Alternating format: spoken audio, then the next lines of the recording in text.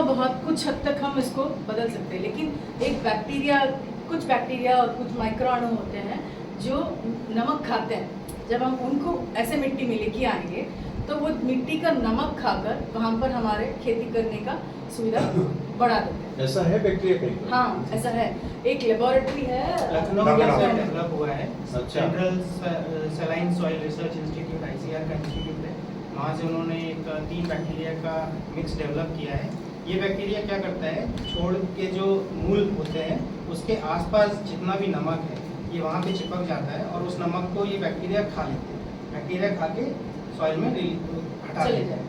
जाए। જમીનની જીવંતતા કેટલી છે એ આપણને ખબર પડે. ઓર્ગેનિક કાર્બન બધા ખેડૂત મિત્રોને ખબર હશે, ઓર્ગેનિક કાર્બન જેનો ઓછો હોય એ જમીન ખરાબ કહેવાય, જેનો ઓર્ગેનિક કાર્બન સારો છે એ જમીન સારી કહેવાય, જેને આપણે ફળદ્રુપતા કહીએ છીએ.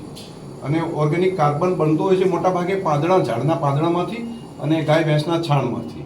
તો એ જે જૈવિક તત્વો છે એ બધાને સુધારવાનું કામ ઓર્ગેનિક કાર્બનથી થાય. અને ઓર્ગેનિક કાર્બન ચેક કરવો ખૂબ જરૂરી છે.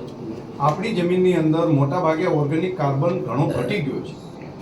આપણે DAP, યુરિયા, બાકી બધા જે બહારથી લાવીને દવાઓ નાખી, પણ એ સપ્લિમેન્ટરી હતું, એ ખોરાક નહોતો. એનો ખોરાક જે ધરતીનો છે એ તો ઓર્ગેનિક કાર્બન વધારવા માટે જે વસ્તુઓ છે એ છે. તો ઓર્ગેનિક કાર્બન ચેક કરવાનું કામ અહીંથી થઈ શકશે. હા